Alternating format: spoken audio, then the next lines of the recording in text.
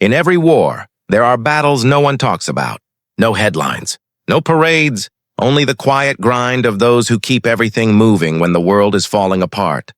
Somewhere out there, on a dusty world far from Earth, the fight isn't for territory or power.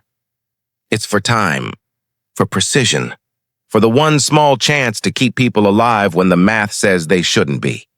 The wind never stops on that planet. It eats through metal, buries machines, and drowns every voice that dares to speak against it. But a few still try, pilots, engineers, and soldiers who measure courage in seconds and degrees. This is not their glory.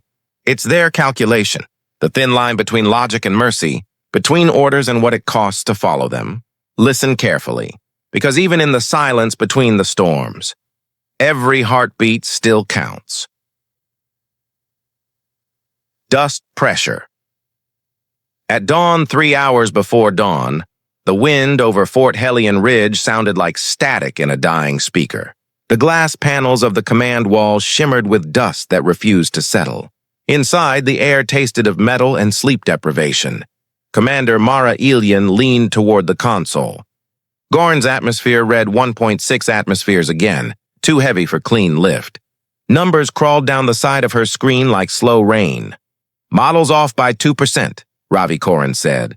He sat on the floor beside an open coolant manifold, sleeves rolled to his elbows. The ridge winds are curling earlier than predicted. The drones will hit crossflow before altitude, Mara exhaled through her teeth. 2% on Gorn is a lot of air. She pinched the display to widen the grid. The Gorn Wind V3 algorithm painted shifting arrows, each one a guess at survival. Orange bands pulsed where gusts stacked pressure against the launch bay. If they waited another hour, the low turbulence window would close. 8 hours of storm would follow.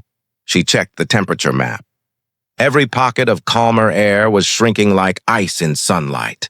Below, 20 Lark Series gliders waited in their hangar slots, hulls coated with thermal mat. Each machine carried medical kits and water for 2,000 civilians trapped south of the valley. No one outside this room knew the window was dying. Ravi stood wiping his hands. We could reroute the first 5 through the northern shelf. Add altitude. Mara shook her head. That shelf catches dust plumes. One spark in a heat ring and the whole batch goes red. He stared at the ceiling where dust hissed against the vents. Chiron can't fix it? The AI's voice came through the intercom, flat, unhurried. Correction protocols engaged. Confidence interval down to 81%. Recommendation, delay launch. Mara folded her arms. Delaying means people starve. Delay reduces casualty projection by 62%, Chiron replied. Ethical priority parameter applies. Ravi glanced at her, uncertain whether to argue. Mara touched the console again. The data lines blurred, then snapped back into focus, still wrong. 2% off. 2% between them and a storm that would bury the sky. Update every 15 minutes, she said. Confirmed, Chiron answered. As the system cycled, a low rumble passed through the ridge. The pressure doors flexed, dust spilling from the seams. Mara looked toward the horizon. The first hint of blue shimmered above the wasteland. Gorn's false dawn. Ravi whispered, "You ever get used to that sound?" She almost smiled. "No, but if it stops, that's when we should worry." Outside, the storm line shifted north, the color of iron and lightning. Inside, her countdown clock reset to 02:59 terse. Every second after that would belong to the wind. 2 hours before dawn, the hangar lights dimmed to save power. Cold air rolled along the metal floor, brushing over 20 motionless gliders. Their heat rings pulsed faintly, red on the monitor but invisible to the human eye. Ravi crouched beside Lark 07, scanning the ion core. The sensor chirped twice, then hissed. "Temperature spike," he muttered. "She's running 8 degrees above baseline already." Mara knelt beside him, resting one hand on the hull. The surface was warm through her glove. "That's before the rings even cycle?" "Yeah, the dust's insulating the vents. They're baking themselves alive." He tapped the console, and a web of numbers spread across the display. The core heat climbed 1/10 of a degree every 4 minutes. Kieran's voice entered the hangar, soft but absolute. "Thermal load exceeds safety envelope. Recommend grounding Lark series until recalibration." Ravi shot a glance at the ceiling speaker. Ground them? That's half our fleet. Correction, Chiron replied. 57%. Remaining units risk cascade failure if deployed under current atmospheric density. Mara stood, eyes fixed on the projection wall where the AI's warning painted red halos around each drone. Argent Vale would see those halos from orbit the moment they ignited their rings. Show me the infrared profile, she said. A new graph unfolded, layered heat curves overlapping like heartbeats. The brightest line belonged to Lark 01, the command drone. Its bloom glowed like a flare against the gray background of Gorna's sky. Ravi frowned. That's suicide. The Veil can spot a 1.5 Celsius bump from 80 clicks out. Exactly, Mara said quietly. And these are 8. He straightened, wiping dust from his hands. So what's the move? You can't cool them in this air. We vent in bursts, she pointed to the heat ring schematic. Short, controlled discharges. Enough to dump the buildup without tripping Vale's pattern filter. Ravi stared at her. You vent, you bloom. And a bloom is a death sentence, she finished. The hangar filled with the hum of idling power cells. Every sound carried weight, as if the air itself held its breath. Mara walked the line of gliders, checking each hull, each vent port, each indicator light. The machines waited like horses before a storm, loyal and ignorant. Chiron spoke again, tone neutral. Implementing manual vent schedule will reduce flight duration by 17%. I know, she said. Mission success probability drops below 43. I know, Chiron. The AI paused. Commander, this decision contradicts operational ethics. Noted. Ravi watched her from across the bay. You're going to fly them hot. I'm going to fly them alive. The last of the lights flickered, leaving only the glow of the monitors and the slow pulse of reactor hearts. Mara lifted her eyes to the ridge viewport. Beyond the glass, Gorney's horizon burned faintly blue, dust scattering the first hint of morning. She whispered to herself, one bloom, just one and we lose everything. Somewhere outside, the wind struck the hangar doors again. The metal shook once, like a warning from the planet itself, and then went still. Deviation protocol. 90 minutes before sunrise, the launch bay doors unlocked with a hollow thud. Cold air rushed in, carrying the smell of ozone and alkali dust. The entire hangar vibrated as if Garn itself had taken a breath. Chiron's voice echoed across the speakers. Mission success probability, 38%. Atmospheric deviation remains at 2.02%. Launch authorization suspended. Mara stood at the console, eyes fixed on the grid of status lights. Half were yellow, the rest a stubborn red. The clock above her head kept its own rhythm, silent, merciless. Ravi stepped beside her. You said we'd wait for the second window. There isn't going to be one, she said. She zoomed the wind field map. The calm corridor over Helion Ridge was already fragmenting, each gust line curling into chaos. In 20 minutes, that corridor's gone. After that, not even the veil will matter. No one flies, Ravi's jaw tightened. Then we pull back the cargo, repack for the next cycle, and let the southern camps run dry. Mara turned toward him. Her voice was low, but it cut through the air. They don't have another cycle, Ravi, the AI interrupted, tone unwavering. Commander, overriding authorization protocol will invalidate safety parameters and void command insurance. Confirm intent. Mara pressed both palms against the console. Confirm, a pause, half a second too long. Then, warning. Manual override requires dual biometric input. She nodded toward Ravi. Put your hand here. He froze. You're serious. I need your print to open the board. After that, I'll take the command key. Ravi hesitated. The hum of the gliders filled the silence. Finally, he pressed his palm against the plate. A white light traced their fingerprints together. Chiron's tone flattened. Override pending. Commander, please reconsider. Statistical models indicate total mission failure. Models don't breathe, Mara said. She entered the final code sequence, each keystroke deliberate. The safety gates unlatched one by one, revealing the black launch interface beneath. Ravi stared at the blinking cursor. You're crossing the line. I crossed it when I signed up to keep people alive. Commander, deviation acknowledged, Chiron said. Deviation authorized by Commander Mara Ilyen. The words hung in the hangar like a verdict. Mara closed her eyes for a heartbeat. Behind them, she saw dust storms, the broken faces of evacuees, the promise she'd made before Helion fell. Then she spoke, steady and cold. "Prepare ignition sequence. All LARC units, ready on my mark."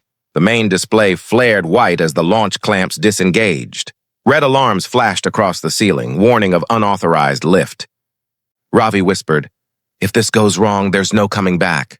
Mara answered without looking at him. "It already went wrong when we waited." The hangar trembled again. Outside, the first strands of light crept over the horizon, painting the dust a pale metallic blue. Somewhere above the wind, the AI repeated in perfect calm. "Launch in T-minus 90 seconds. Echo transmission."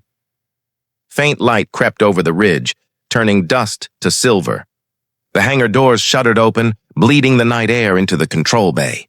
Rows of LARC gliders waited under the dim blue light, engines humming at idle like 100 restrained heartbeats. Chiron's voice rolled through the comms network.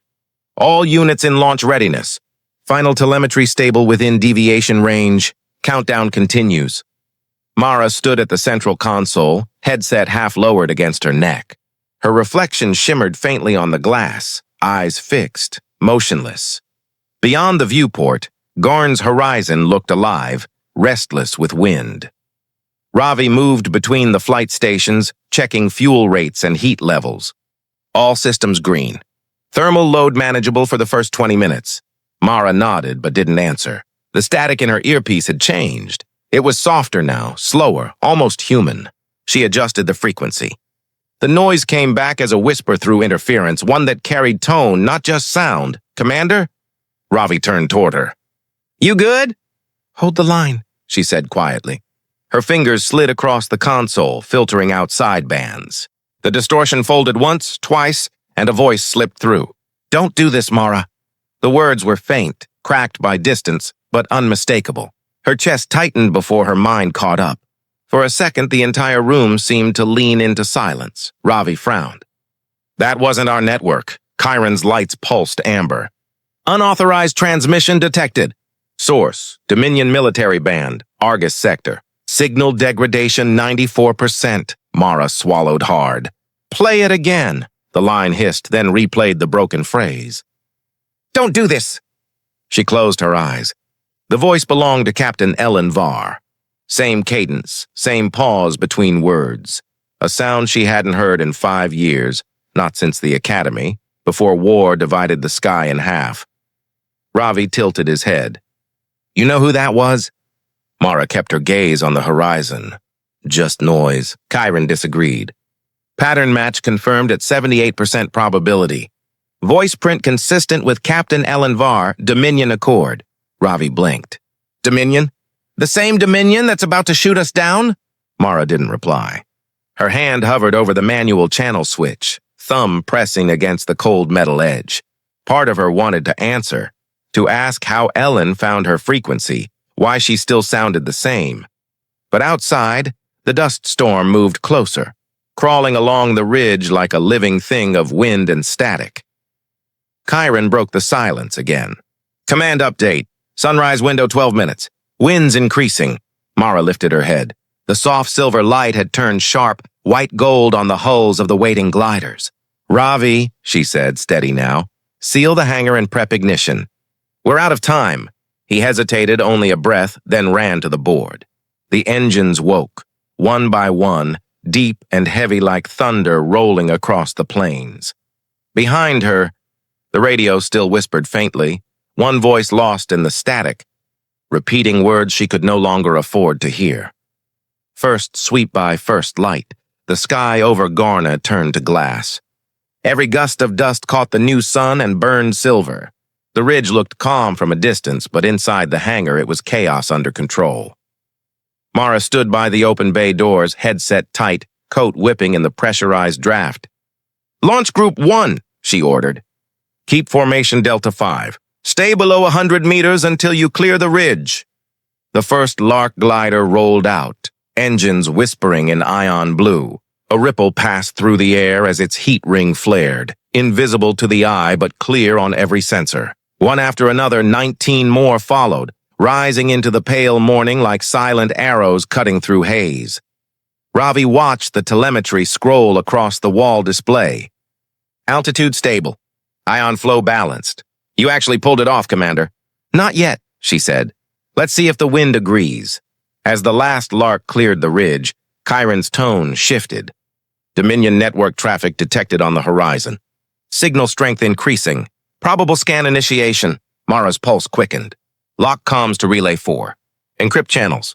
No chatter unless confirmed. Copy, Ravi replied. High above them, Dominion Command Center, thousands of miles away, lit up with the same feed. General Caden Vrack stood before a hologrid shaped like a blue hemisphere. Red dots appeared one by one, arcing over Helion Ridge. Union Logistics, he said quietly. He traced a finger along the trajectories. They're trying to slip cargo under the veil.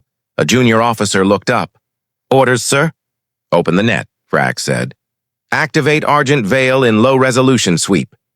Within seconds, the Dominion radar web unfolded across the atmosphere, beams cutting through dust and storm. From her control seat aboard the lead patrol craft, Captain Ellen Varr watched the new contacts bloom onto her screen. 20 of them, low, disciplined, flying straight into the storm belt. Her second-in-command spoke first. They're not combat craft. Cargo signatures. You want me to mark them hostile? Ellen hesitated.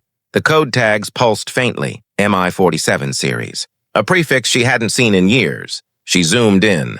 The signal checksum contained an old encryption key, one that hadn't been used since academy training. Mara's unit, Ellen stared at the display. General, I request delay on strike authorization. Their profile matches a humanitarian route. Vrax's voice came calm and sharp. Logistics is war, Captain. Delay wastes daylight. Static filled the line for a second. Understood, sir. She cut the channel and watched the sky. Through the thickening dust, she could almost see the faint shimmer of ion trails. Back at Helion Ridge, Chiron confirmed the inevitable. Dominion Veil activation detected. Spectrum sweep expanding east to west. Ravi's voice rose. They see us, Commander. Every unit. Mara leaned forward, eyes narrowing. Then keep them moving. The faster we fly, the colder we look, Chiron replied without emotion. Thermal reduction efficiency now below target. Doesn't matter, Mara said. They can't hit what they can't hold. Outside, the larks banked through a wall of glittering dust, their hulls flashing once before the storm swallowed them whole. Somewhere far above, a Dominion sensor pinged, an answering pulse across empty sky. Both sides had found each other, and the real war had just begun, under pressure. The wind changed without warning. A roar swept across the ridge, strong enough to rattle the steel joints of the launch bay. Chiron's voice cracked through static. Deviation detected. Atmospheric vectors no longer align with predictive model. Mara's eyes darted to the screen. The airflow pattern twisted into chaos, gusts colliding, updrafts spinning into violent curls. Ravi, confirm velocity shift. He was already typing, eyes wide. It's real. 40 clicks per hour jump in the south sector. The model's blind past range 15. Outside, the fleet of Lark gliders bucked and rolled through the storm. The sky flashed with fine metallic dust, light scattering off every particle like ground glass. Then a burst of white flared against the horizon. Lark 12 just hit an updraft, Ravi shouted. Core temp climbing, she's cooking herself. Mara slammed a command key. Dump her load and vent? But the screen filled with a single word. Failure. The glider's heat ring burst in a bloom of plasma, bright as sunrise. For a moment it painted the clouds crimson, and then the signal flatlined. Ravi whispered, They'll see that from orbit. Mara's jaw tightened. They already have. On the Dominion side, alarms blinked across Ellen Varr's console. Visual confirmation, a gunner reported. Thermal bloom at coordinates 49 Alpha. Ellen recognized the pattern instantly. It wasn't an attack, it was a malfunction. She could almost hear Mara's curse behind that signal. Hold fire, she said. Track the others. Back at Helion Ridge, Chiron flooded the comms. Argent Veil has increased resolution. Our thermal signatures exceed safe parameters by 3.1 degrees, Ravi cursed under his breath. We're lighting up like a beacon. Mara's fingers flew across the board, recalculating vent cycles. Every second of delay amplified the glow of the heat rings. The veil didn't need eyes. It hunted light. We can't cool the cores fast enough, Ravi said. Mara looked at the schematic on the wall, a swirl of overlapping heat trails. One wrong move and they'd all be target markers. She took a breath. Deploy the thermal mesh, Ravi turned sharply. That's not protocol. It's not a request. He hesitated. Thermal mesh is a decoy system. It wasn't made for flight. Then we'll make it fly. The AI intervened, tone even but firm. Warning, thermal mesh will confuse friend or foe systems. Risk of collision increases by 41%. Understood, Mara said. Execute pattern Echo 7. The control room dimmed as power rerouted. Across the ridge, the air shimmered, and thin metallic webs unfolded from the glider's wings, sheets of composite foil designed to radiate false heat. Ravi stared at the readings. Mesh active. 48 phantom signals generating, climbing fast. The radar display bloomed in a sea of red. Dozens of false echoes scattered through the storm, each one bright enough to mimic a living target. Mara stepped closer to the viewport. Outside, the sky was no longer clean blue. It was a storm of ghost lights, some real, some imagined, spinning inside the metallic dust. Minutes passed like hours in the storm. Chiron logged quietly. Ravi exhaled. They'll never tell which ones are ours now. Mara didn't move her gaze from the horizon. That's the idea. A long gust slammed against the hangar doors. The red lights flickered across the control wall like heartbeats out of sync. In that moment between wind and silence, the battlefield of Gorn became a mirror, every flare, every false signal, reflecting human desperation back into the storm. Hidden hands, the sun climbed higher, bleaching the dust to white. At Dominion Command, the war room pulsed with light from 100 overlapping screens. The walls hummed under the rhythm of data streams, each thread carrying the breath of 1,000 machines. General Caden Vrax stood before the central display, one hand resting behind his back. The map of Gorn stretched before him, shifting grids of heat and motion. A junior officer spoke. Civilian channels still active, sir. Interference from local relay towers. Vrax didn't look up. Cut the noise, sir. Everything below military grade. If they're still talking, they're not starving enough. The officer hesitated, then obeyed. One command later, the side screens went black. Every civilian frequency silenced. From her station near the back, Captain Ellen Varr watched the change. She adjusted her headset, voice steady but low. Signal bandwidth just cleared. I'm tracking 37 heat anomalies across the southern corridor. Vrax turned slightly, his expression unreadable. Union logistics, he murmured. Still trying to feed ghosts. A moment later, the console beside Ellen pinged. One of the anomalies blinked differently, an encoded tag trailing along its flight path. My 47. Her eyes narrowed. That's not standard military format. Decrypt it, Vrax said. She typed fast. The code unfolded across the screen, old but precise, a pattern she hadn't seen since the academy. When the final checksum appeared, her pulse stumbled once.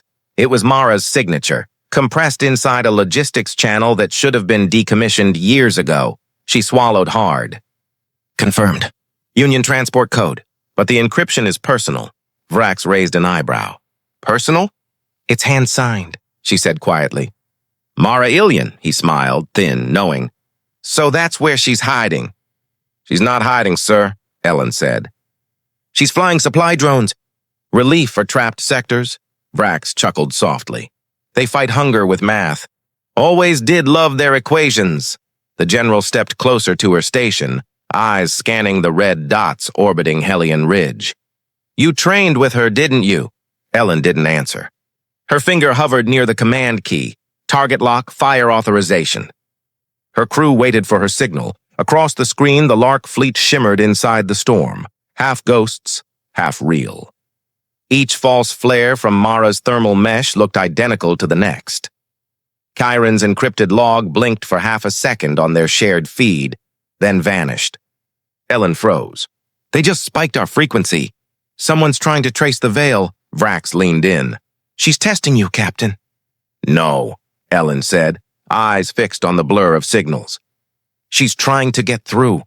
Silence stretched between them, broken only by the hum of the radar grid. Finally, Vrax spoke, soft, surgical. Fire! Her finger touched the key, and stopped. Every line of her training screamed to obey. But the voice in her memory, the one that taught her how to survive flight storms, how to read wind currents by instinct, kept her still. She looked up at the general. Negative, sir. Target uncertainty exceeds tolerance. We'll waste ammunition. Vrax studied her for a long moment. His tone turned almost kind. Let her decide what loyalty costs. He walked away, leaving her under the sterile light of the control room, hand trembling over the console. On the screen, the storm swallowed the last real signal. For a heartbeat, it almost looked like the world had forgiven her hesitation. Countdown begins. Chiron's voice cut through the cabin, low and absolute. Ion reserves at 14%. Altitude decay accelerating. Projected endurance 9 minutes. The sound of it made the air heavier. Mara leaned over the console, her reflection flickering across the heat display. The glider's signals were dropping one by one, each curve on the graph sinking like a dying pulse. Ravi's hands flew across the keys. We can reroute west, cut around the ridge. It'll buy us time to vent. Mara shook her head. West puts us in the wind shear corridor. We lose control before we cool. He pushed back his chair, frustration breaking through. Then what's left? You can't go straight into Helion Ridge. That's where they park the Veil cannons. The Veil can't hit what it can't see, she said quietly. She zoomed the map, marking a thin vector straight through the storm field. Shortest time equals lowest heat. Ravi stared at her, disbelief turning to anger. That's not strategy, that's suicide. It's math, Mara answered. And math doesn't lie, Chiron intervened. Warning, thermal load will exceed survival limits within 120 seconds of ridge entry. Mara ignored it. Upload the course to all units. Manual guidance only. Commander, do it. The young officer hesitated, then obeyed. One by one, the Lark gliders adjusted their headings, forming a narrow spear point formation. Their engines dimmed to minimum burn, ghosting across the dunes with barely enough thrust to stay aloft. Outside, the world had gone white. Dust swallowed the horizon, and the sky above turned a hard metallic blue. The sound of ion drives bled into the wind, a trembling hum that felt more like heartbeat than engine. Approaching Helion Ridge, Chiron announced. Argent Veil active. Tracking beams detected. Ravi leaned close to the display. They've got the grid locked. We're inside their cone. Good, Mara said. Means we're close. Through the viewport, thin streaks of light began slicing across the clouds, laser-guided rangefinders sweeping the air. Each pass left a faint glow that drifted like afterimage. Chiron's tone sharpened. Multiple radar locks detected. Primary on Lark 03, Ravi swore. That's Bren's drone. Mara reached for the comms. Bren, shift altitude, 200 down. No response.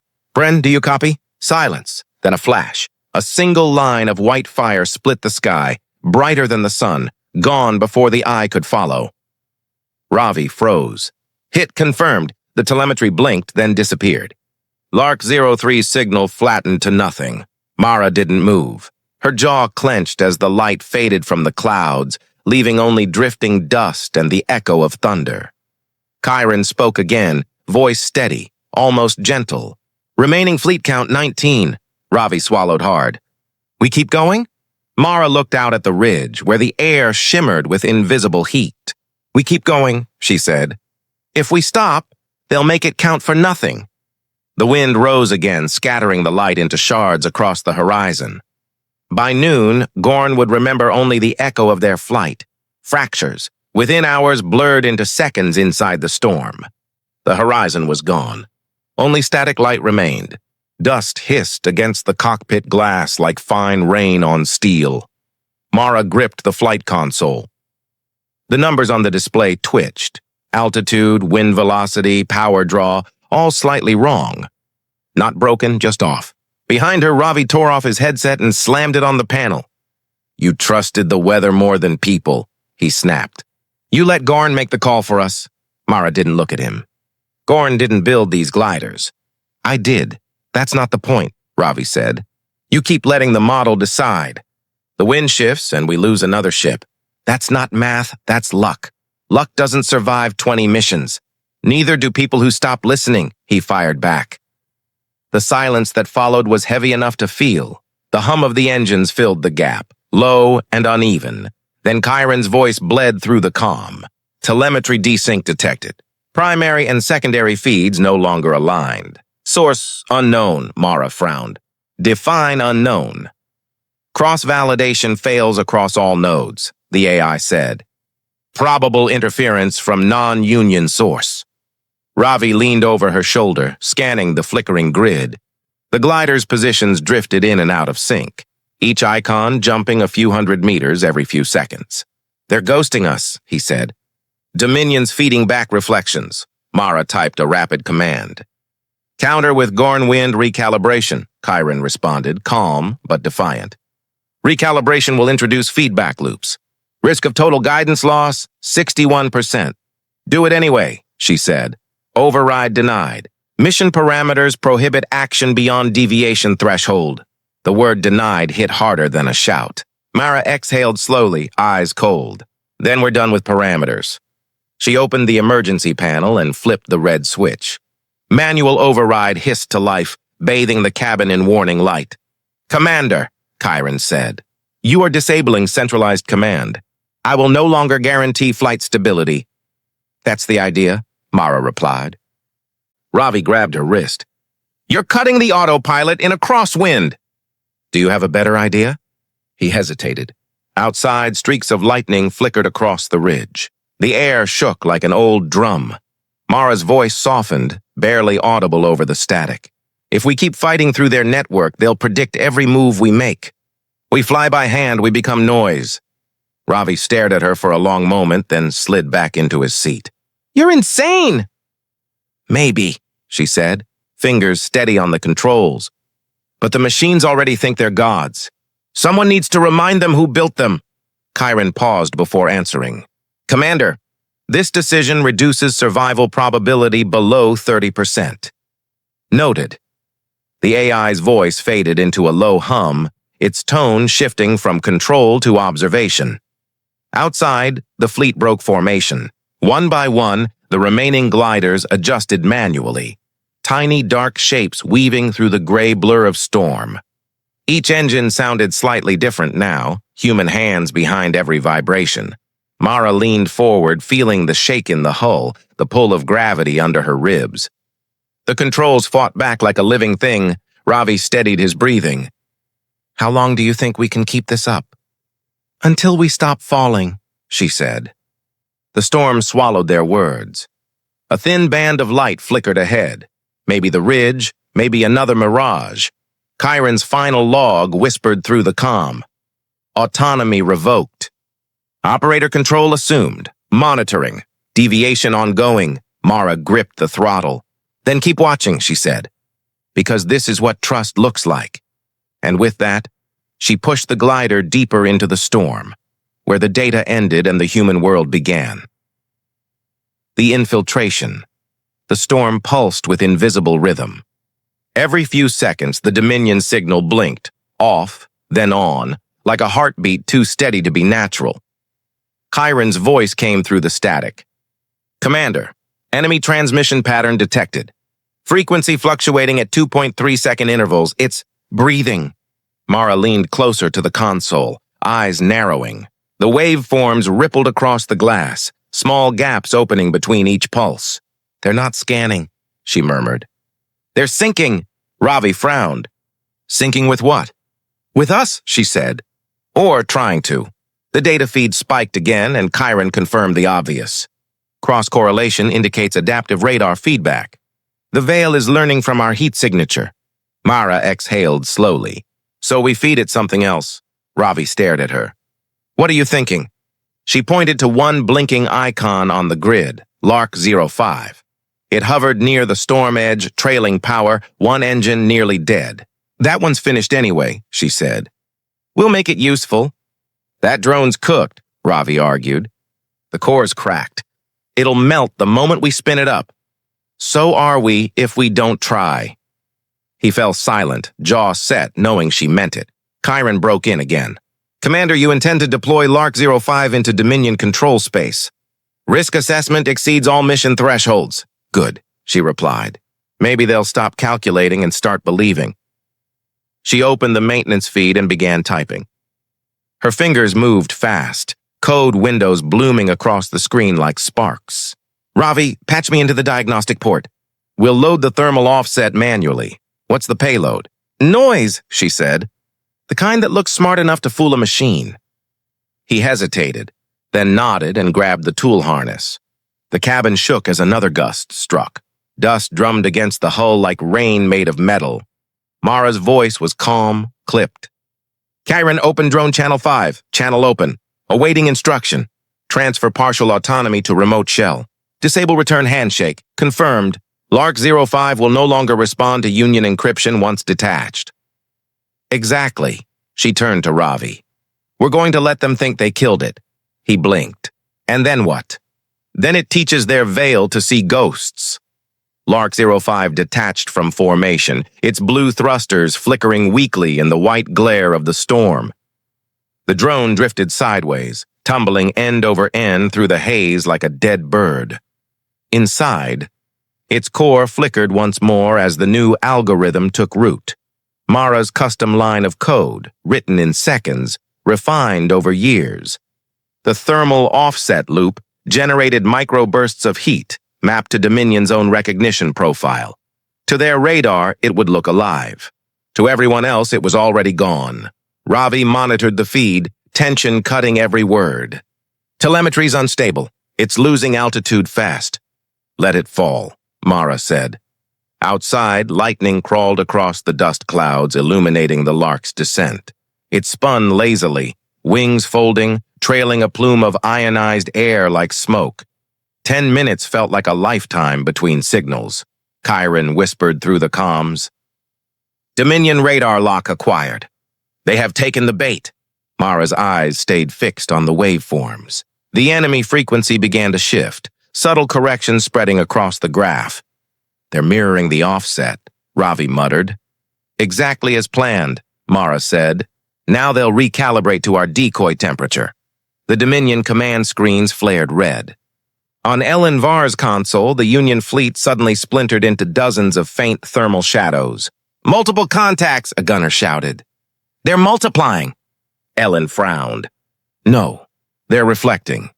But the system had already begun compensating. The Veil's algorithms rebalanced, adjusting its filters to the false pattern. Back on the Union side, Chiron confirmed the effect. Argent Veil recalibrated to incorrect baseline. "Detection probability reduced by 73%. Ravi let out a shaky laugh. "You just hacked their goddamn radar with a dying drone." Mara didn't smile.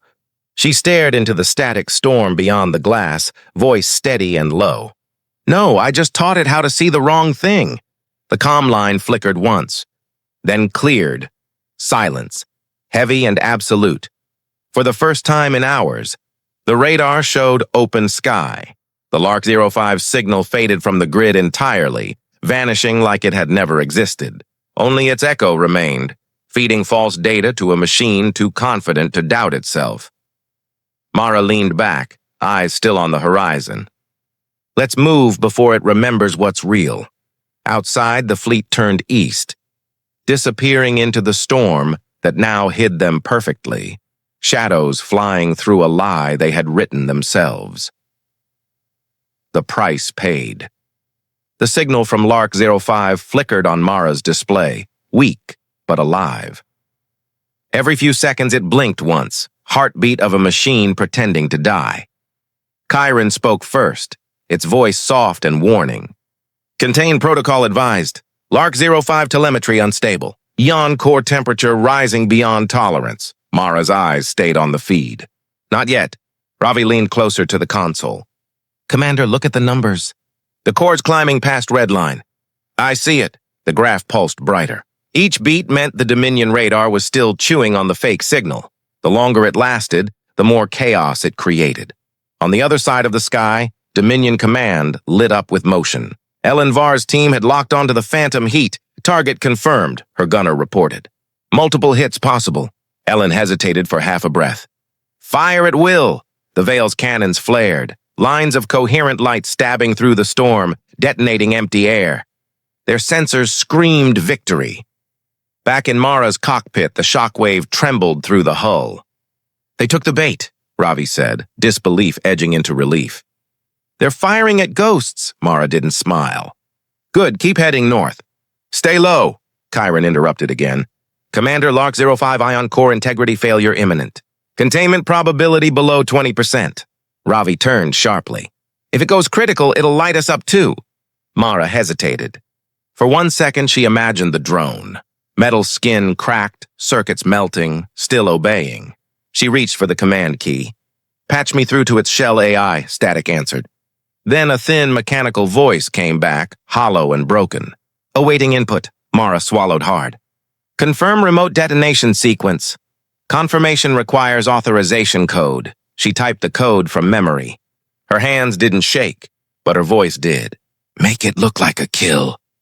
Confirmed, the drone replied. Ravi whispered, Commander, she didn't let him finish. Execute. Through the forward viewport, a new sun ignited.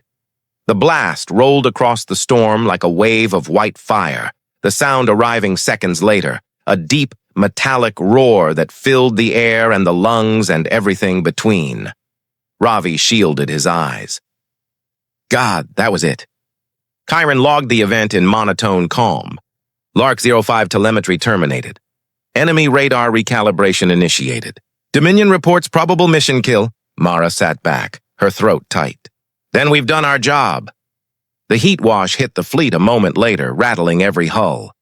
The sky dimmed, then returned to gray. For a few long breaths, no one spoke. The only sound was the faint clicking of cooling panels and the whisper of wind against metal. Ravi finally broke the silence. We just erased our own beacon. That was the point, Mara said quietly. No beacon, no trail. He looked at her, expression caught between awe and exhaustion. 2 drones left, no link to command, and the AI half-blind. And you call that winning? Mara turned her gaze to the horizon, empty, endless. It's not about winning. It's about not giving them the satisfaction of watching us die. Chiron's tone grew thinner, fading with each word. Communication channels compromised. Network isolation complete. Remaining nodes autonomous. Static swallowed the comm. The displays blinked, then went black one by one. For a long moment, only the faint hum of the reactor filled the cabin. Ravi stared at the blank screens. We've lost everything. Mara shook her head. Not everything. We still have the cargo. We still have flight. She took the controls, leveling the glider as fragments of light drifted outside, the afterimage of the explosion still lingering on the dust. The echo lasted longer than the fire, a shimmer that refused to die. Chiron's final log pulsed faintly on the dark screen. The explosion's echo lingered longer than its light, Mara whispered to herself, eyes on the horizon. So will we. Then she pushed the throttle forward, and the last 2 larks vanished into the quiet storm. Ashes of hope. The storm had thinned, leaving only a pale mist of dust drifting in the gray morning light. Mara stood beside the open hatch, clipboard in hand, the wind tugging at her coat. She read the numbers twice, then once more for certainty. Half the cargo was gone. Fuel drums split open in midair, food canisters burned to slag, medical crates scattered somewhere across miles of sand. Only 2 gliders left, both limping on uneven power. Ravi sat on the floor of the bay, helmet off, arms resting on his knees. His face was streaked with grime and his voice came out low. Was it worth it? Mara didn't answer. The question hung between them like a faint echo of the explosion still trembling through the horizon. Chiron's remaining node flickered on the console. Static whispered, then organized itself into a half-corrupted playback. Recovered log fragment, the AI said softly. Timestamp consistent with Dominion frequency. A burst of noise, then a voice, faint, strained, but unmistakably human. "You're still predictable," Ellen's voice. Mara froze. The words hit harder than any weapon. For a moment, she couldn't tell if they were accusation, admiration, or goodbye. Ravi looked up. "Who was that?" Mara closed her eyes. "No one who matters anymore." The playback ended in a hiss. The light on the panel dimmed, fading from white to red, then to black. Chiron tried to speak again, but the signal fractured. "Commander, probability of survival for remaining units." The voice broke apart mid-sentence. "Don't," Mara said quietly. "You've done enough." She reached across the console and powered down the remaining systems one by one. The hum of electronics faded, replaced by the low whistle of wind through the cracked hull. Silence spread, real, heavy, unmechanical. She stepped out to the loading ramp. The world beyond was colorless, a flat horizon of silver sand and broken light. Ravi joined her, rubbing the dust from his eyes. "Do we even know where we are?" he asked. "Close enough," she said. He gave a hollow laugh. "To what?" "To someone who still needs this." She nodded at the remaining crates, barely 5 intact. He didn't argue. There was nothing left to argue with. They stood there a while, watching the distant ridge flicker in the weak light. The air shimmered faintly, heat ghosts from the blast rising and fading again. Mara pulled her gloves tighter, as if that could keep the memory from seeping into her skin. Ellen's voice still lingered in her ears. "You're still predictable." Maybe she was. Maybe that was what kept her alive. She took one last look at the horizon. It wasn't blue anymore, just layers of gray stacked until the eye couldn't find an edge. The color of ash after a long fire. "Get some rest," she told Ravi. "We move at first light." He hesitated, then nodded and walked back inside. Mara stayed, alone at the ramp, eyes on the sky. The storm had left the air dry and empty, but a faint streak of dawn began to rise, a fragile band of pale gold cutting through the dust. It caught her face, turning the sheen of sweat and grit into something almost luminous. For a heartbeat, she looked less like a soldier and more like someone remembering why she had started all of this. The wind shifted again, colder now. It swept across the sand, covering footprints, wiping away the last trace of fire. By dawn, even the sky had forgotten their names. And yet, deep beneath that silent haze, 2 gliders waited with engines cooling, their cargo still breathing faint warmth. Proof that something had survived, even if no one would ever know why, a different answer. The dawn came thin and metallic, washing the wrecked field in pale light. Mara stood beside the control deck, eyes locked on the static-filled display. The data feed from Dominion radar was looping again. Too clean, too perfect. Something was wrong. She zoomed in, overlaying heat curves against atmospheric drift. Every reading from the Argent Veil grid showed a 2-degree difference between real and modeled output. 2 degrees was nothing, unless you were fighting for survival in a world where heat meant life or death. Ravi leaned over her shoulder, still chewing the last of a ration bar. "You're running the Veil's logs again?" "It doesn't match," she said. "Their system compensates for drift, but the offset's constant." He frowned. "Could be sensor lag. No, lag varies. This doesn't." She tapped the screen, tracing a narrow line between Dominion readings and her own. "They're overcorrecting the thermal balance by exactly 2 degrees Celsius." Ravi blinked. "So?" "So their sky thinks it's colder than it really is." He straightened. "Meaning?" "It means if we match that bias, we can vanish right under their scan." Chiron's voice broke through the static. "Commander Ilyen, anomaly confirmed. Suggest exploit asymmetry. Estimated detection reduction, 41%. Ravi whistled softly. 41%? That's a miracle. "No," Mara said, half smiling. "That's math." Hours passed like minutes as they worked. Ravi rerouted the glider's heat dispersal lines, while Mara reprogrammed Chiron's feedback array to mimic the Dominion bias. Their hands moved in rhythm, mechanical, tired, certain. Outside, the light changed from silver to rust as the sun climbed behind the dust haze. The wind made the panels groan, Ravi wiped his face with a sleeve. Commander, if we mess this up, they'll see the whole fleet. They already saw us once, she replied.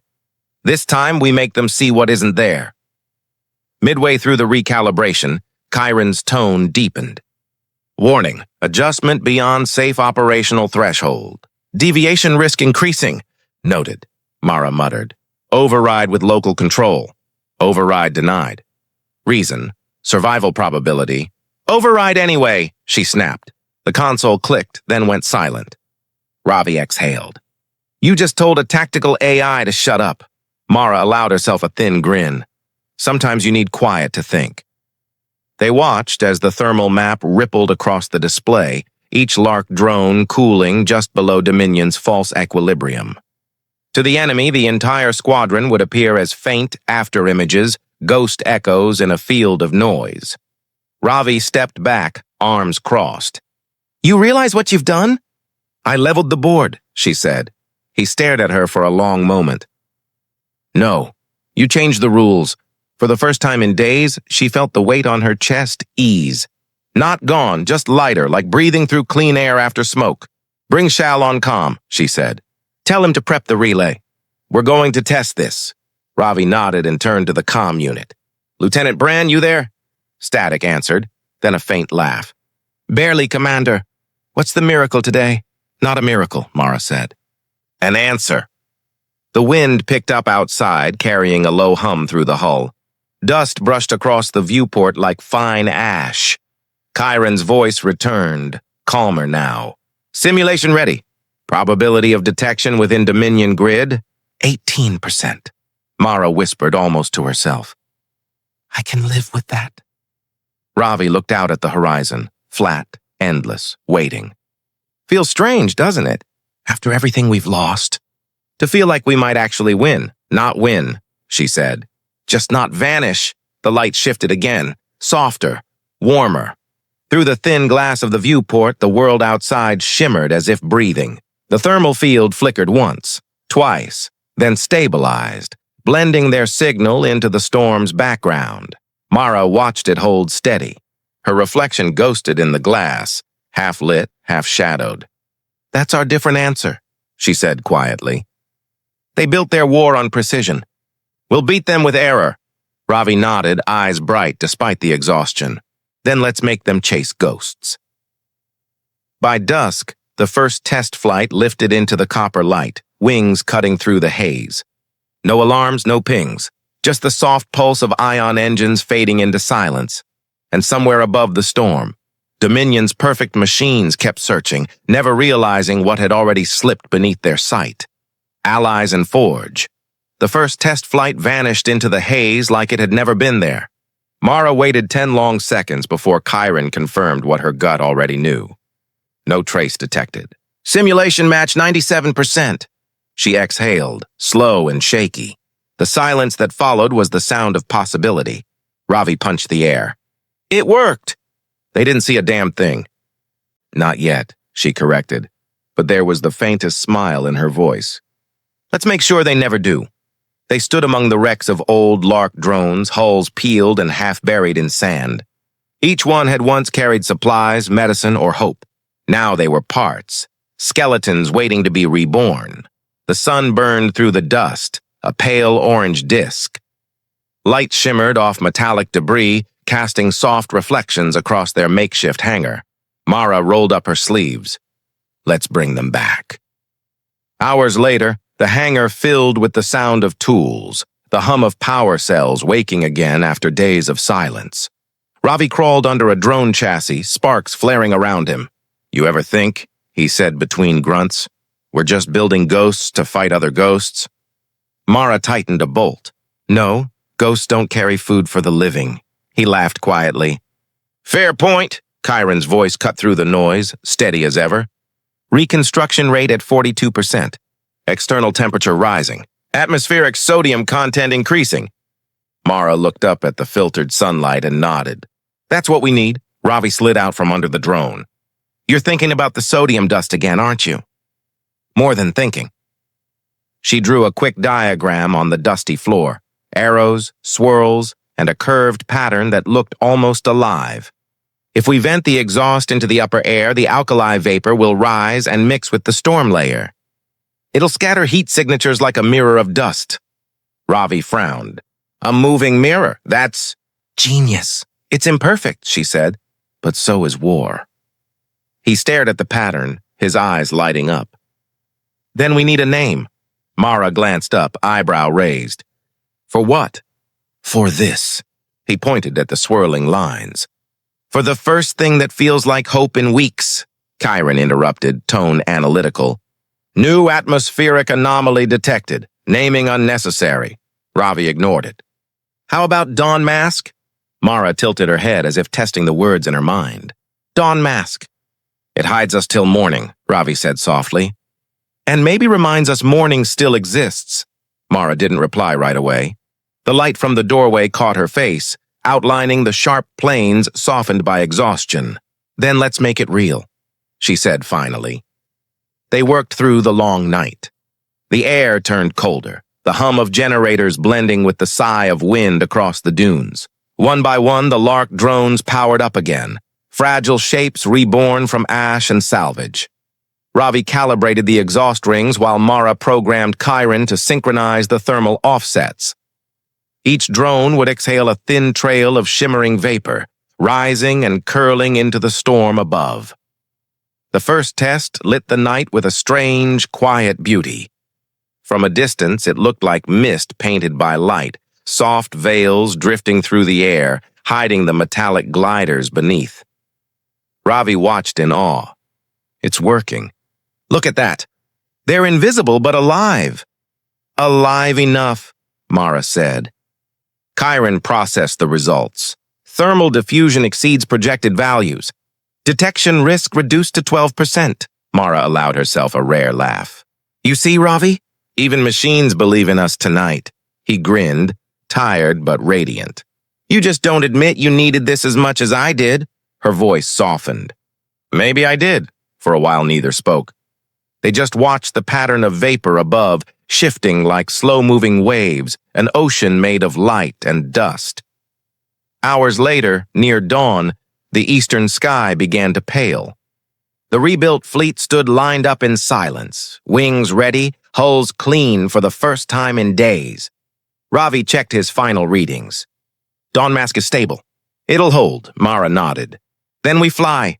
The hangar doors opened with a deep groan. Cold wind rushed in, carrying the faint scent of ozone and metal. Mara placed her hand on the drone's hull. Let them look up, she said. All they'll see is the dawn. As the engines roared to life, the first waves of alkali vapor swirled upward, glowing faintly in the morning light. The storm caught it, folded it, and spread it wide, a veil of brilliance rising from the ashes of defeat. And for the first time since the war began, the sky looked like it was on their side. Storm on the horizon at Dominion Command. The world was clean, cold, and full of numbers. Rows of screens pulsed like heartbeats. Steady, mechanical, precise. General Caden Vrax stood before them, hands clasped behind his back, eyes on the map of Garn. The veil's grid shimmered in tones of blue and gold, marking every thermal variance, every whisper of motion. Then something blinked. A tiny deviation, less than 2 degrees. Pause playback, Vrax ordered.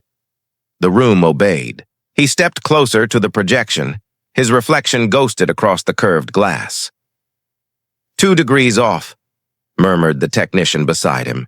Probably interference from the storm. Storms don't lie, Vrax said quietly. People do. He turned to Captain Ellen Varr, who stood at the console, posture straight, uniform spotless. Her eyes flicked between readouts, avoiding his. Captain, he said, explain this. She swallowed. Thermal distortion from the alkali layer, sir.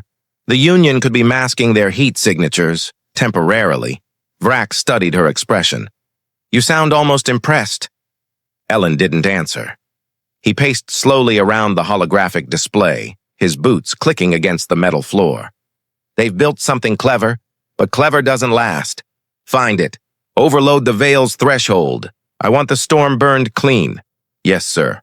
The technicians began recalibrating the laser arrays orbiting above Gaurn.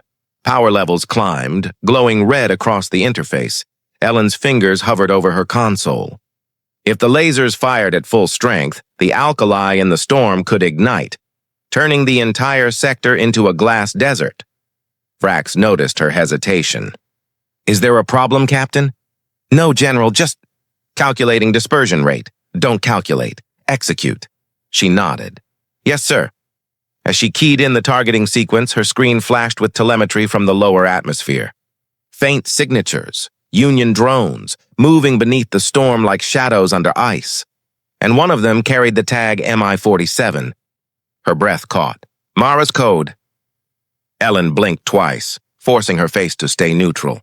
Behind her, Vrax was still watching the map, oblivious to the small motion of her hand as she adjusted the command string. Power level, 100%. She backspaced. Set it to 78%. Chiron's encrypted ID flickered once on her side feed. Ellen's lips parted, a whisper no one heard. "You shouldn't be here, Mara." Outside, in orbit, the Veil's emitter arrays realigned. Beams of invisible light stretched through the sky, scanning the storm layer. But their bite had softened. Ravi's fleet moved through the haze, unseen. In the Dominion control room, data poured in, blurred, inconsistent. "Sir," a technician said, "heat field density is unstable. The Veil's calibration is drifting." Vrax narrowed his eyes. "No, it's reacting. Someone's feeding it noise." He turned to Ellen. "Run a correlation check. I want the source." She nodded, fingers steady, hiding the tremor in her pulse. "Running it now." The lights dimmed as the system processed the request. The silence stretched like a drawn wire. Then one of the junior officers spoke. "Sir, there's a data echo coming from the southern ridge." "No, wait, it's fading." Vrax leaned closer to the map. The ghost signal vanished completely. He straightened. "You see? Clever, but temporary." Then his gaze lingered on Ellen again. "We'll find who taught them." Ellen met his eyes for the first time. "I'm sure you will, sir." He smiled faintly, the kind of smile that had no warmth. "Prepare the next sweep. If they hide behind storms, we'll burn the sky." She turned back to her console, her reflection caught between light and shadow. Her fingers trembled only once before steadying. Outside the fortress, lightning arced through the red clouds, illuminating the horizon in violent flashes. The storm was coming, and beneath that same horizon, somewhere between dust and flame, Mara's drones flew onward, carried not by luck, but by the mercy of the one person still brave enough to disobey. Only one path. The storm had turned violent again, sweeping over Gorn like a living tide of rust and static. The sky boiled with iron dust. Every gust carried sparks that made the metal hulls crackle and groan. Inside her cockpit, Commander Mara Ilyen steadied the controls of the last Lark glider. The dashboard flickered between red and amber, each warning tone overlapping the next. Power cells low, ion interference rising, pilot heart rate unstable. She ignored the last one. "Chiron," she said, voice raw through the static. "Telemetry check." The AI's reply came stuttered and slow. "Partial sync." "Magnetic interference exceeding operational." The line cut to static. She thumped the console. "Stay with me." Behind her, the rest of the supply drones, 7 in total, had already vanished into the storm. Their dawn mask cloaks shimmered faintly, distorted by dust. Only she remained visible. The last vessel carried the medical payload. Too heavy to risk automation. Too human to let go. Ravi's voice cracked through the comm, half buried in noise. "Commander, you're cutting it close. Ion Valley's off limits for a reason." "I know," she said, "but it's the only corridor left. The magnetic field down there will burn the circuits before it kills me," she finished. "And those meds won't make it another hour if we wait." There was a silence. Then Ravi said quietly, "You're flying that one yourself, aren't you?" Mara's hands tightened on the throttle. Someone has to. Outside, the dust swirled into thick, molten clouds. The horizon disappeared in orange static. She switched to manual and pushed the throttle forward. The glider dove lower, through the wall of storm into the glowing chaos below. Sparks danced across the cockpit glass. The air shimmered blue-white, full of electric veins. Static crawled along her skin like cold fire. Chiron, she said again. Adjust attitude vector. No answer. Then faintly, deviation. Authorized. Warning. Cognitive link degradation detected. The AI's voice fractured, syllables stretching like echoes underwater. For the first time since the war began, she felt truly alone. Minutes passed like hours. The magnetic valley opened beneath her, a canyon carved from iron and dust, glowing faintly from the charge.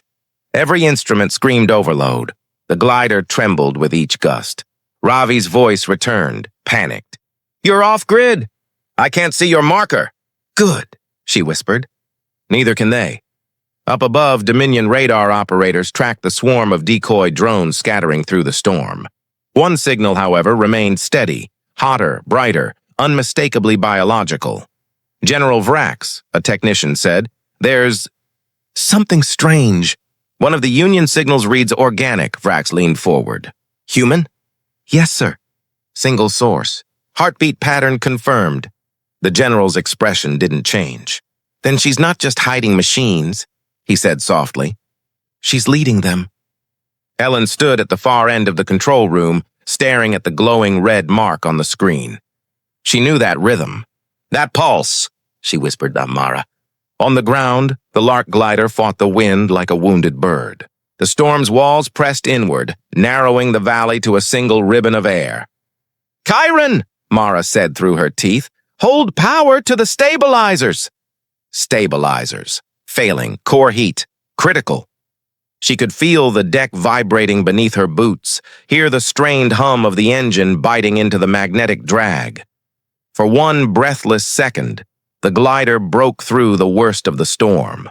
Above her, light filtered through a gap in the dust, pale and cold, almost silver. Mara steadied her course, guiding the glider down the valley toward the rendezvous coordinates. Every gauge was in the red. Every nerve in her body screamed to stop, but she didn't. "Come on," she whispered to the machine. "1 more mile," the comm crackled. A faint voice, Ellen's, slipped through the static. "Don't do this, Mara." Her eyes closed just for a moment. Then she pushed the throttle all the way forward. The engines flared, cutting a line of light through the storm.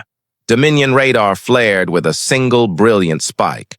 One signal, human, alive, before it vanished from every screen. By dusk, the storm had swallowed the valley whole. Nothing moved. Only the echo of a heartbeat lingered in the static, refusing to fade. The final push, the heat outside burned brighter than daylight. Ion Valley was a furnace of charged wind and rolling fire, where even sound came warped. Mara pulled the throttle low, keeping the Lark glider no more than 30 meters above ground. The wings cut through the orange haze, slicing trails of static. The cockpit shook under the turbulence. Every alert on her display screamed for attention. Temperature limits, altitude drift, plasma exposure. She silenced them all. "Chiron, status," she said. The AI's reply came fractured, like breath over a radio. "Core temperature, redline. Navigation, degraded. Recommend abort." We're past that point. Her gloves stuck to the controls, the heat bleeding through every layer. The world outside wasn't air anymore. It was liquid dust, a sea of heat she had to swim through. Seconds stretched like hours between each warning tone. The ship lurched upward, caught in a thermal updraft. Mara countered, banking hard left to ride the pressure wave instead of fighting it. The maneuver slammed her against the harness. Ravi's voice flickered through the static. "Commander, you're off the chart! Pull back before—" "Negative," she said sharply. "If I climb, they'll see us." The veil's still blind, but not forever. A streak of red light sliced through the storm ahead. Dominion tracer fire. The first one missed. The second didn't. It grazed the right wing, leaving a glowing scar. The cockpit filled with the smell of scorched metal. "Chiron, compensate," she ordered. The AI hesitated. Thermal control unresponsive.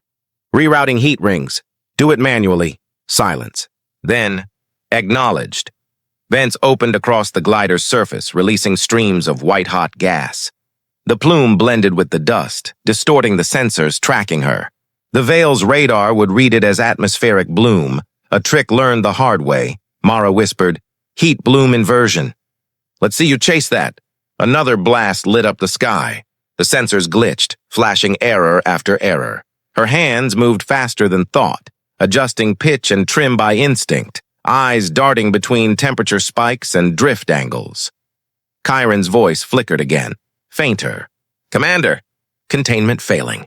Hull stress. Critical. Hold together, she murmured. You and me both. For a brief moment, the storm cleared. Through the swirling haze, she could see the surface of Gorn, a shifting ocean of dust lit by firelight. Every ridge shimmered like molten metal. Behind her, the convoy's last 2 drones followed in her wake, their outlines ghost-like in the glowing wind. She tapped her comm. Ravi, report. Static answered, then a strained voice. We've lost your signal twice. You're flying blind. Then you'll just have to trust me. The updrafts roared again, hurling the glider sideways. Her shoulder slammed against the seat frame. Warning lights turned crimson. She killed autopilot and flew by feel, by vibration, by the tone of the engine, by memory. Every second was a calculation. Weight, thrust, thermal drift, oxygen draw. There was no room for error. Midway through the canyon, she saw the first sign of success. Argent Veil's laser pulses began scattering aimlessly, their precision broken by heat distortion. The sky was a mess of refracted beams chasing ghosts. Chiron's voice came one last time, quieter than a breath. Deviation complete. Probability of survival. Unknown. Then let's make it known, she said. The glider dived lower, just meters above the glowing sand. Sparks trailed in her wake like a comet scraping the surface. A wall of fire rose ahead, the last Dominion barrage. She banked sharply, rolling under it, the hull screaming from the pressure. The gauges spun wildly, then flatlined. Silence filled the cockpit. Mara's breath fogged the cracked glass. Still here, she whispered. Outside, the storm swallowed her again. But this time it wasn't chasing her, it was carrying her forward. In the command towers miles away, Dominion radar went blank for 27 full seconds. No signal, no target, nothing but static and wind. Through that silence, one voice remained, her own, steady in the void. Hold on, Gorn, she said softly. We're not finished yet. And then she pushed the glider deeper into the storm, the horizon burning like a second sun. Break or become. The control room of Dominion Command pulsed with red alarms. Every screen displayed one impossible line of data, a single human biosignature moving through the Ion Valley alive. General Caden Vrax leaned over the console. Confirm that reading, he said. Confirmed, sir, a technician stammered. Not a drone. Organic heartbeat, heat rate, elevated. Vrax's jaw tightened. Then she's the key. Fire all batteries. The order cut through the air like a blade. Sirens flared, relays engaged, and the Argent Veil's orbital reflectors began to align for full burn. Captain Ellen Varr stood a few paces away, her face lit by the cold light of the displays. Her pulse matched the hum of the reactors beneath the floor. She knew that signal. She knew that rhythm. Mara. Initiate firing sequence, Vrax repeated. Ellen hesitated, scanning the feed again. A small numeric pattern flickered in the corner of the telemetry. Energy dispersion was wrong, off by 6 megajoules. The phase alignment was slipping. Sir, she said, keeping her tone level, the Veil's plasma arrays aren't synchronized. If we fire now, we could ignite the ion layer. Vrax turned slowly toward her. You doubt my calculations? I'm saying the energy will feed back through the upper stratosphere. The entire hemisphere could end the war, he finished, eyes glinting like steel. Collateral is a term for those who lose slowly. The room went quiet except for the low growl of the reactors. Ellen stared at the glowing map, each dot a weapon poised to erase a heartbeat. She's not an army, Ellen said softly. She's one pilot. Vrax stepped closer. One pilot carrying hope. That's more dangerous than a fleet. He studied her face for a long moment, then smiled faintly. You trained with her, didn't you? The Union's golden engineer. I remember the reports. Ellen didn't answer. Her hands moved over the console, fingers brushing the haptic keys. Power routing. Phase calibration. Every system was live. Vrax turned back to the screen. Fire in 20 seconds, her heart hammered. The hum of the veil grew louder, resonant, like a rising storm. Across the upper atmosphere, invisible light began to converge into a single blinding focal point. She glanced at the thermal readouts and saw it. The feedback loop was real, a perfect chain reaction waiting to detonate the entire grid. In that instant between orders and fire, time itself held its breath, she whispered. Not like this. Her fingers slid under the console's protective shield. A hidden manual override one most officers didn't even know existed. She keyed in a new string, quietly diverting the phase modulator by 0.7 radians. It wasn't enough to stop the veil from firing, but enough to make it fold on itself. Vrax noticed her hesitation. Captain? Just stabilizing the relay, she said, voice steady. It'll hold, he nodded once. Good, execute. Ellen pressed the key. For a fraction of a second, the world went silent.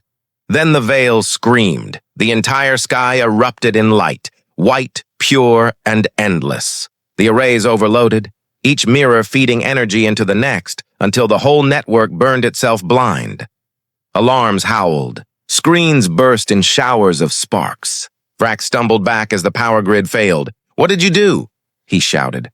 Ellen didn't look at him. Her eyes were fixed on the sky beyond the viewing port, where the storm glowed like dawn reborn. Something you taught me, she said quietly. Control is only real until it meets a choice. Outside, the argent veil flared once more, then collapsed into darkness. Miles below, Mara's glider broke through the dying light, barely intact, carving its way out of the storm's heart. For the first time in hours, her sensors showed clear sky ahead. On the Dominion station, Vrax stood among the smoke, eyes reflecting the burning horizon. He didn't speak. He didn't need to. The war had just changed shape, and high above Garney, light still poured across the clouds, the silent echo of a woman who chose to break rather than become. Quiet dawn. When the storm cleared, the first sound was not engines, it was breathing. A slow, ragged breath from somewhere beneath a torn flight harness carried through the dust. Mara opened her eyes to a pale wash of light filtering through the canopy. The cockpit glass was cracked but intact. The world beyond it shimmered with silver ash. The storm had passed.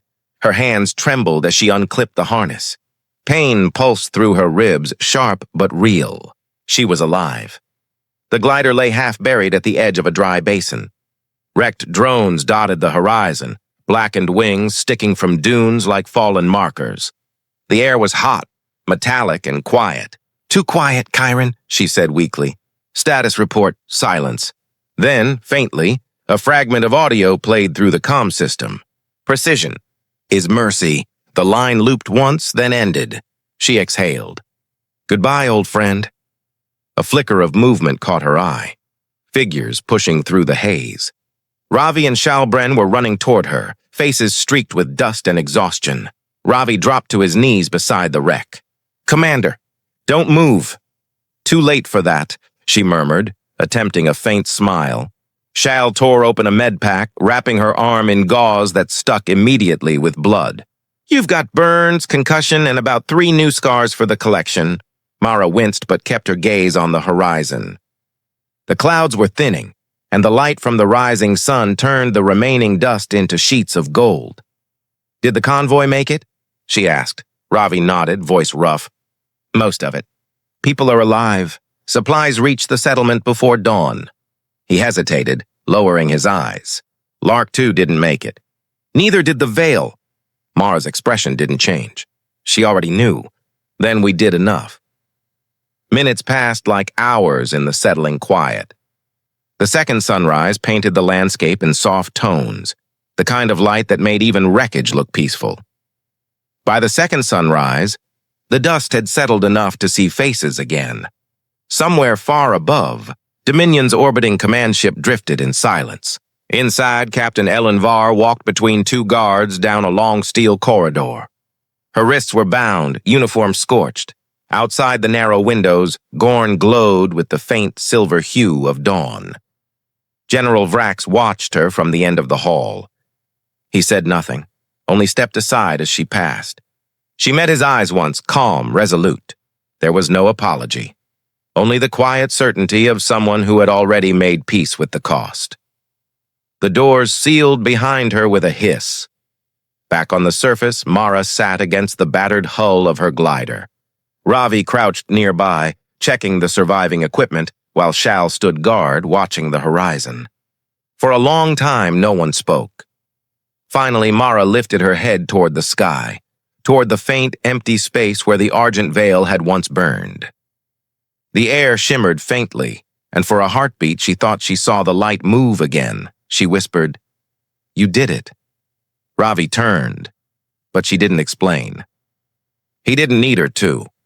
Mara reached out, placing one hand on the charred casing of a fallen drone beside her. The metal was still warm, humming softly from residual charge. She smiled. Tired, human, alive. "We made it count," she said. The wind picked up again, gentle this time, carrying the dust into the light. And for the first time in a long while, Garn was quiet. Echo Beyond Stars Mission Report. Dominion Reconstruction Unit, Arc Cycle. 482G. Subject, Garn Conflict Termination Analysis. Status, Mission Success, 82% survival. Primary cause, atmospheric variance, plus 2 degrees C. The voice reading the report was calm, almost detached. But behind every line of data, a story lived, the kind that numbers could not hold. Unverified human interference. Commander Mara Ilyen, the transcript noted. Deviation origin unknown. Tactical AI Chiron Node 7. Offline. Across the page, an annotation blinked once. Added by a junior officer, outcome variance exceeds model tolerance by 0.04%, statistically impossible. The report continued in sterile precision. Routes, losses, logistics, until the last data stream played back. Ravi Koran sat alone in the repair hangar, headset linked to the salvaged core of Chiron. The AI's voice came faint, fragmented, drifting through static. Log. Gorn operation. Thermal deviation detected. Correction. Manual. Precision is mercy. The words repeated, weaker each time, until only the hum of cooling vents remained. Ravi closed his eyes. "Yeah," he whispered. "You were merciful." He uploaded the log into the archive, tagged under human-assisted anomaly, and leaned back. Outside the hangar's open bay, the sky was clear. A rare thing on Gorna. By the second day, the settlements had begun rebuilding. Children ran through fields still warm with magnetized dust, chasing the faint contrails left by returning drones. The wind carried no sirens now, only the sound of tools, voices, life resuming. On the Dominion carrier adrift in orbit, Elinvar's name appeared once in the tribunal notes, then vanished under sealed classification. No verdict recorded. No appeal requested. Her file ended with a single line. Status, removed from command. Psychological profile, stable. Someone had typed it by hand, and on the surface below, Mara Ilyen stood at the edge of the basin where her glider had fallen. The metal had cooled. Even the burn marks seemed to fade under sunlight. She could feel the rhythm of the planet again. Steady, patient, alive. 17 seconds, the shortest silence in Gorn's recorded history. That was how long the wind had stopped after the explosion, how long it had taken for the atmosphere to find its balance again. For those 17 seconds, nothing moved. No engines, no storms, no war. Just two pulses, human and machine, echoing in perfect sync before the world resumed. Later, the archivists would file the event under meteorological anomaly. But among those who had lived it, they called it something else. The quiet that proved survival wasn't luck. It was choice. And somewhere beyond the noise of stars, that choice kept echoing still. And somewhere beyond the noise of stars, that choice kept echoing still. Not as victory, but as proof that even in the smallest deviation, Humanity endures. If this story moved you, take a moment to like, share, and subscribe to the channel, so more listeners can journey through the quiet places between the stars, where hope still survives in the margin of 2 degrees.